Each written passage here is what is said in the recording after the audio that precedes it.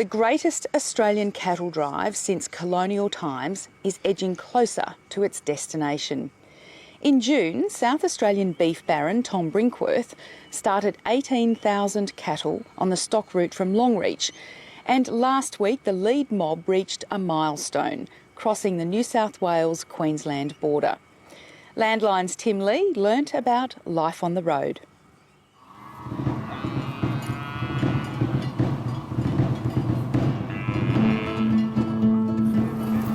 The working day starts early on the cattle camp. The dogs are unleashed, horses caught, saddled and mounted. Once the electric perimeter wire is rolled up, the hungry, unrestrained mob begins walking for its breakfast forage. Another day's journey on a dusty Queensland stock route. But this is no ordinary mob. These 1,500 are the first arrivals of 18,000 cattle coming this way, in separate herds a week or two apart. They all belong to South Australian pastoral baron Tom Brinkworth, who bought these cattle cheaply, around $400 a head, from the drought-parched Barkly tableland and Gulf of Carpentaria in the far north. He's gambling that by the time they've finished their 2,000-kilometre southward trek, the cattle market will have improved and that there'll be good summer pasture on his southern properties. This is a history-making cattle drive on a scale not seen since colonial times. Yeah, the actual whole consignment's the biggest we've ever done. We've done mobs of this size before, like broken up mobs, and we've probably walked that distance before, but just the magnitude of the one consignment, yeah, that's huge. 3 months ago, they left Longreach, Western Queensland, and they're yet to reach the journey's halfway mark. But today marks a milestone. They'll cross the Queensland border into New South Wales and better fodder. Queensland's been pretty tough. It's pretty dry back there. Most of the way, the boys, especially the boys at the back, they're doing it tough enough for the feed's dry.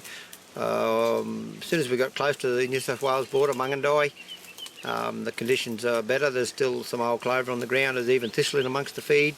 Quite good feed down here at this stage.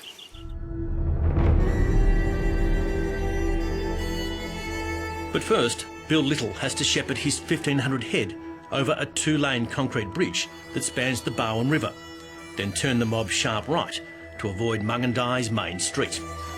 A few local volunteer horsemen arrive to give help, but these are young cattle, easily spooked, and eager sightseers are kept well back. Bridge crossings can either be really good or they can be really bad. Like all you need is those cattle to get a scare at the front, or the horses mind to get a scare. And once they get a scare, well, every time they come up they're thinking that boogeyman's there again, you know, and you get them to that certain stage and they run back. The main thing is to keep it smooth, don't let anybody change the tempo. Like all it takes is the one to get a fright and come back and it's all over. And like I said, once they break back on that bridge, you can have some proper drama there. But 3 decades of droving have taught Bill Little a great deal about cattle, and the crossing unfolds without incident. The cattle and stock horses are soon back into their steady, contented stride. These cattle come from the nation's largest and oldest beef company, the Australian Agricultural Company.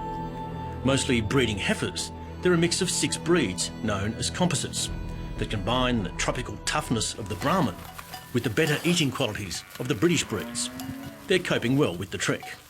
The British type cattle, especially the black cattle, they don't seem to be able to walk and eat. They've got to pull up and have a feed. They do 10k a day and feed as they go. I believe they can feed at probably 2 kilometres an hour and still move at that rate and still get a feed. For the Littles, droving life is a family affair. When not on horseback, Bill's partner Alona drives the support truck that carries horses and gear and hauls a trailer with a kitchen, living quarters and support staff. We've got 24 dogs and 11 puppies, and I think we've got about 20, maybe 25 horses, and 1 stallion. You know, I'm camp cook and I bring the truck along, but I've also got to be able to get on the motorbike and pull up the cattle, or get on a horse and do some cattle work as well. So I've sort of got to be a jack of all trades, really. Including caring for their children, Cardia 4 and William 2. It is tough. tough, and they do get tired and they do get cranky, and it just makes it hard. And sometimes Bill and I have difference of opinion on what I can actually get done and what he wants me to get done. So, yeah, so there can be some conflict sometimes. And it's stressful too when you're living and working together in tight quarters. Yeah, it's a good life for kids. Kids reared on the road seem to be pretty wise. They learn the dangers of life and the dangers of the bush. They learn how to track, you know, where the sun comes up, where it goes down, how to light a fire, all the basic things in life I think that you need, they learn out here. It's not real good on relationships driving, because most of everyone's tired, and 7 days a week and everybody gets tired and cranky. It's a known fact that not many relationships survive the driving life.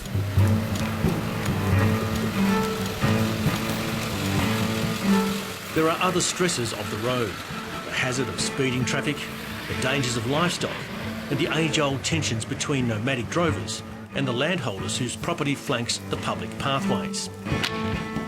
There's nothing like a dry spell to cause disputes about who most has the right to graze the Crown land stock routes. It's only probably 10% of the network that we want to use, like there's millions of acres out there. We think that should be kept up and running and free of grazing permits, and without the Queensland government involvement, I'll be pretty afraid that I think that may not be the case. It's hard in some ways to think that it could be history, you know, because it's our day-to-day job, it's our day-to-day life. So, but it's going to be great for the grandkids or something to look back on, I think. The nomadic lifestyle seems to suit some people, and looking after the cattle is a bit addictive, you know, having a good mob of cattle that look good. You like to think you can do a better job than the other blokes, and everybody's the same. You like to be a bit comparable, you know, who's doing the best job and who's finding the best grass, and yeah. It seems Tom Brinkworth's bold, multi-million-dollar venture will pay off. There are good spring rains forecast to fall in the pathways of the drovers. Hopefully we'll be home for Christmas, but it doesn't matter too much. I mean, at least we'll be making money and not spending money at Christmas, so...